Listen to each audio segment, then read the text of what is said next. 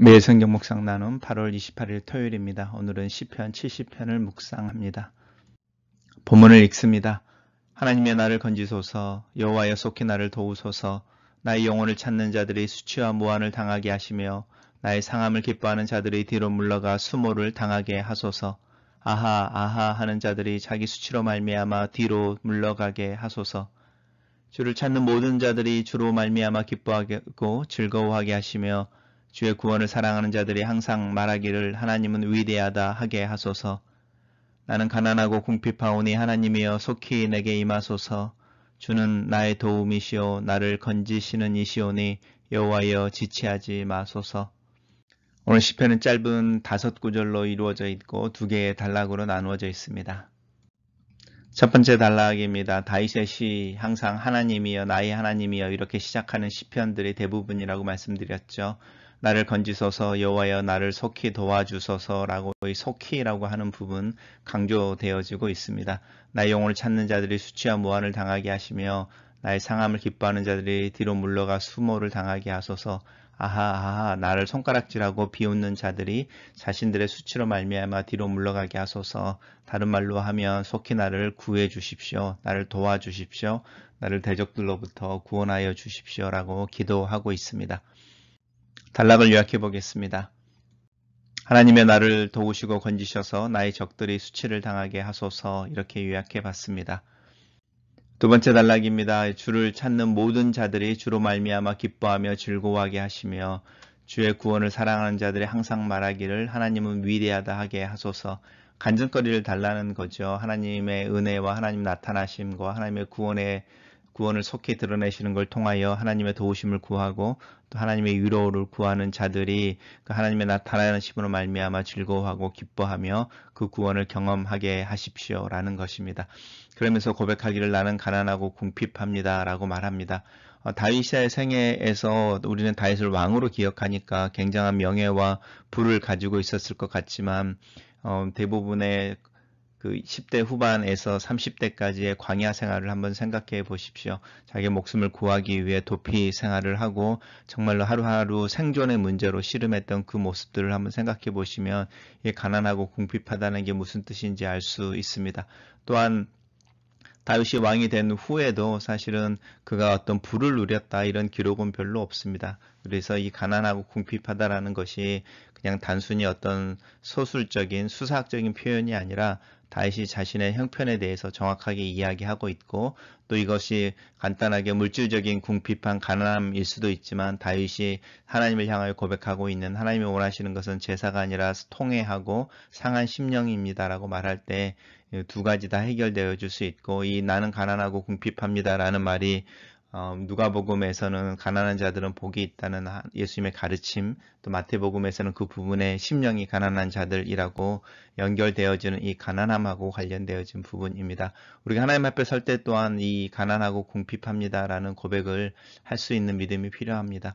나에게 속히 임하셔서 나의 도움이 되시고 나를 건지시는 하나님 지체하지 마십시오라고 우리 1절에서 첫째 단락에서 이제 속히라는 말이 나왔었는데 맨 마지막 단락에서도 속히라는 말이 나옵니다. 단락을 요약해 보겠습니다.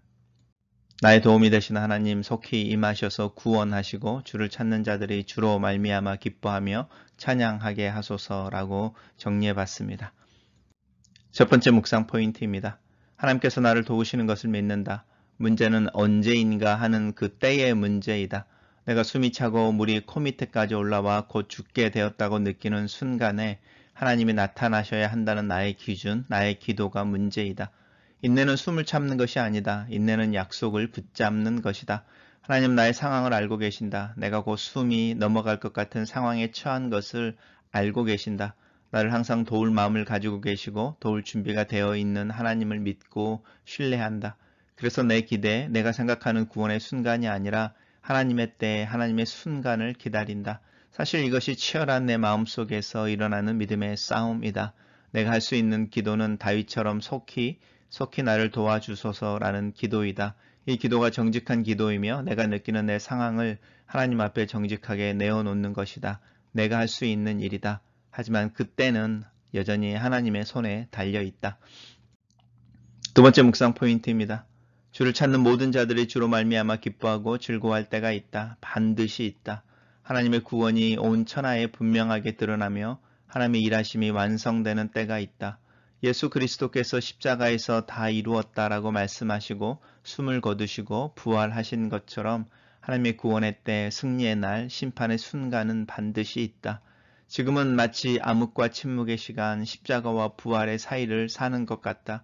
이 소망이 끝나버린 것 같은 순간에 내가 할 수 있는 것은 하나님을 향한 믿음의 고백과 찬양을 지속하는 것이다.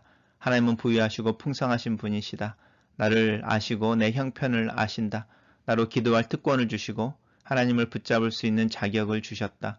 이 기도의 특권, 아들됨의 특권을 사용하는 오늘, 지금이 되기를 원한다. 내가 할 수 있는 일은 하나님을 기뻐하며 그분을 찾는 것이다. 찬양과 기도 속에서, 그리고 내 상황 속에서. 아멘. 글로 쓰는 기도입니다. 상황이 어렵고 내일이 멀게 느껴질 때가 있습니다. 내 마음이 깊이 낙심되고 뒤로 물러가 낭망하게 될 때가 있습니다. 하나님이 어떤 분이신지를 잊고 내가 누구인지를 잊고 내 마음과 상황의 어려움에 믿음이 흔들릴 때가 있습니다.